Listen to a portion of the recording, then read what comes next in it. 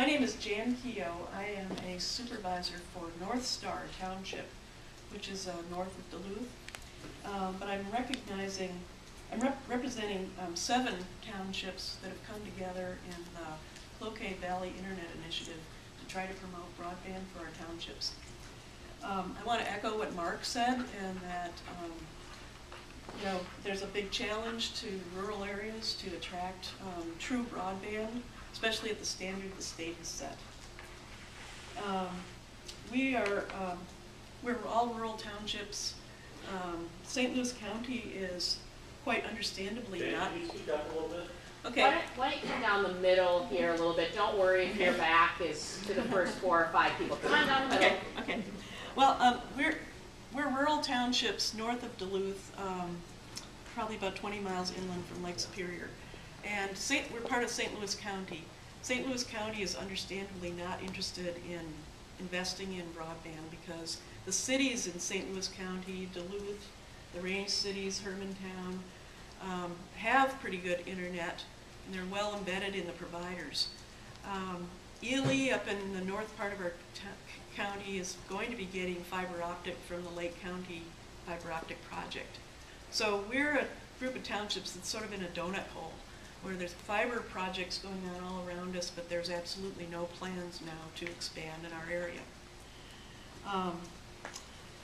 We have students, both K through 12 and college students, who need broadband, part of the Duluth School District and Two Harbors School District. We have seniors that are using internet and could really use faster internet.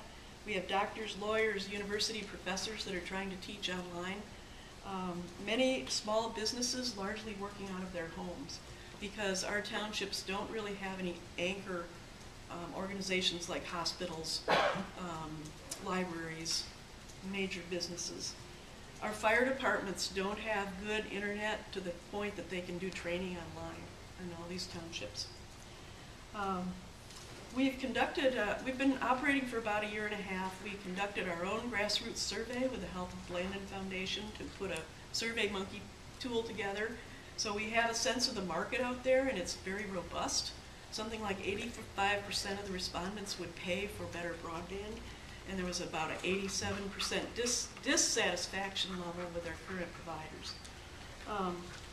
We are now conducting a feasibility and engineering analysis that we would like to try to share with the provider to say, here's what it would take, and here's the market, how could we help?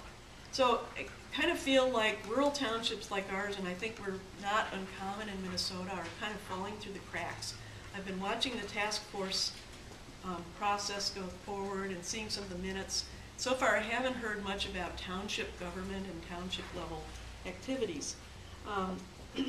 But I think townships offer a real opportunity to help with broadband because we can help with right-of-ways, we can help with wireless towers, we can facilitate market analyses, we can promote broadband, we can communicate with our citizens where sometimes counties and other cities have challenges.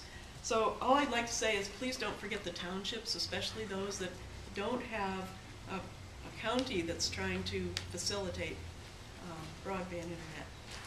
So Jan, I'm curious, have you looked at our policy recommendations? I have not yet. So it would be great if you would do that today and give us a sense of if you think something in that is more attractive than not. Do you have policy recommendations for us that we can forward? Well, like Mark, it's hard to pinpoint because we're not sure what policies are going to make a difference for the incumbents without spending a lot of money. But I think the dig once process is a really great idea, and the process of certainly encouragement or incentives for the providers would really help, especially where the population's really low. My township has like 192 people and like 85 homes in our whole township. And although we're all professionals and need internet, and we know we do, nobody's listening yet.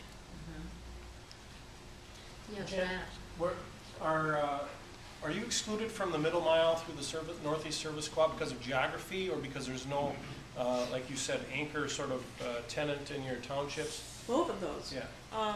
We talked to the NESC about fire halls, Yeah. and they said, well, we're not really interested in township level, although we're trying a couple of places around their territory. And so right now, there's no plan. But we're gonna try to help them by sharing our engineering analysis and, Sure. you know, talk to them about partnerships. One more, and then Yeah.